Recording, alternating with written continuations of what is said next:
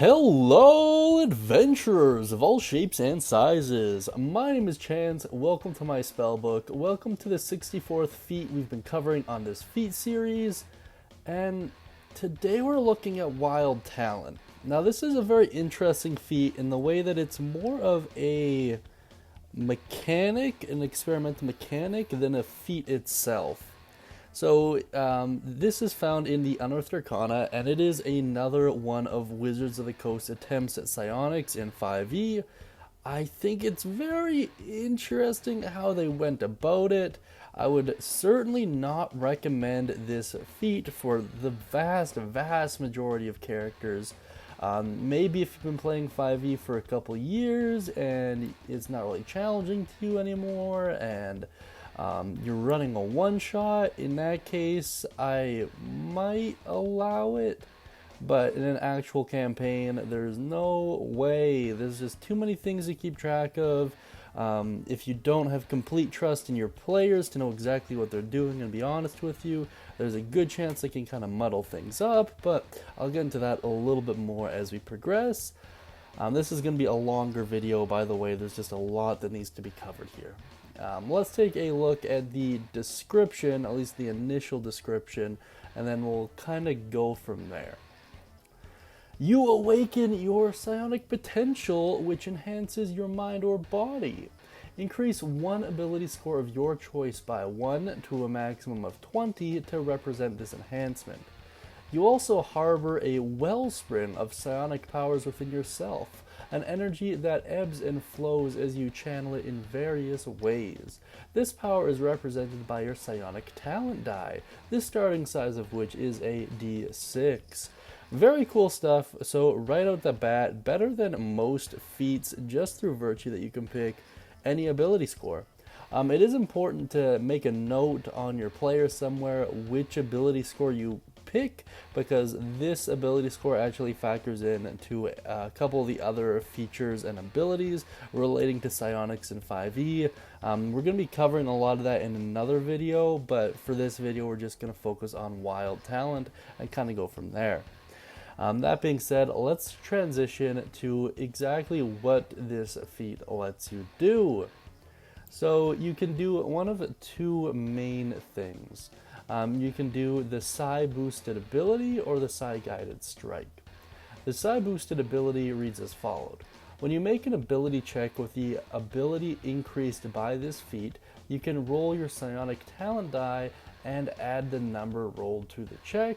You can choose to do so before or after rolling the d20, but before you know whether or not the check succeeds or fails. The Psi-Guided Strike reads as followed.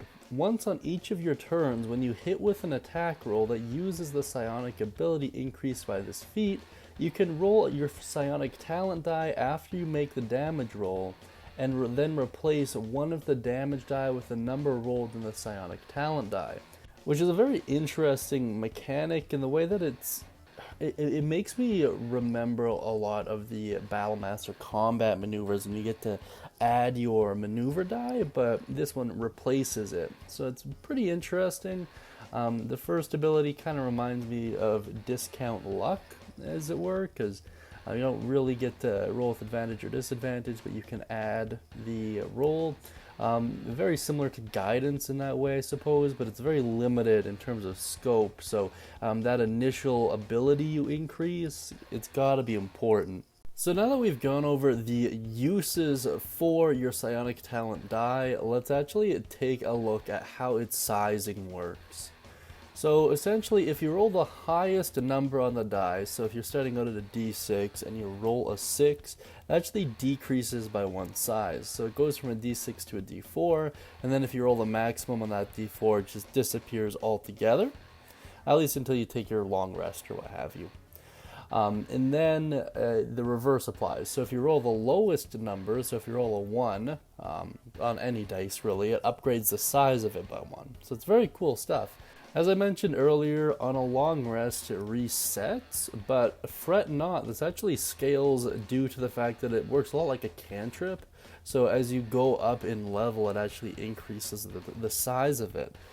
So at 5th level it becomes a D8, 11th level it becomes a D10, and 17th level it becomes a D12. Very interesting stuff. So assuming you roll the 1 on the d12, and then use it a second time as a bonus action, which we'll get into in a little bit here. It could potentially go as high as a d20, which is very, very interesting stuff.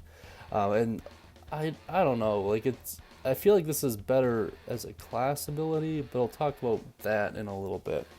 And then if you have it as from another source, so if you have two sources that give you a psionic die, which is likely to happen if this makes it into the main game, you don't get more than one die, you only use one, and you use the one with the largest starting size, which makes logical sense.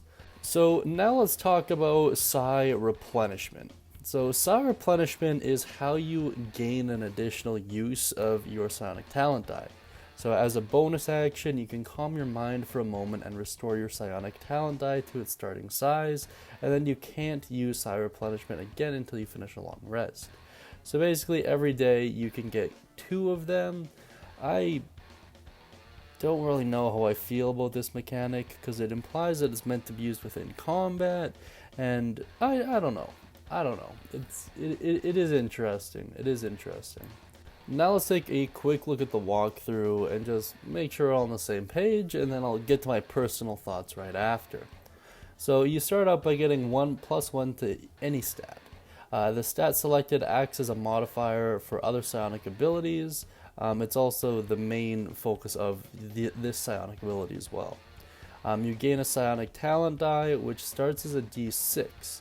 This die can be used in several ways, such as adding to a check or an attack roll based off of the stat you picked earlier. Your talent die increases when you roll the lowest outcome and decreases when you roll the highest outcome. The base size can increase based off a character level, and you can use a bonus action once per long rest to regain the die. That's kind of the simplest way I can really describe how this feat works. It's pretty complicated in of itself, which is why I really only recommend it for experienced players. Now let's get to my personal thoughts on it. So it is obvious, as most of you know, that 5e is going to have more psionic classes. We already have one for sure in UA that I can access on D&D Beyond at least. I know there have been others in the past, other attempts at this. I do not know whether or not the Psionic is going to be a full-on class in D&D 5e as of yet. In previous editions it was, but in those editions it was also ludicrously overpowered, and it was very difficult to play. And I know that given the current nature of 5e and the recent culture on min-maxing and making the most powerful builds, I think Wizards is very apprehensive as to whether or not to make the Psionic its own class, and if they do, how they're going to go about it without making it game-breaking or leading to potentially broken multi-classing. I think this is a fair way of experimenting with it. That way players can introduce psionics to every class and figure out which works better. We will be covering all of the psionic UA feats in the immediate future here, so keep an eye out for those.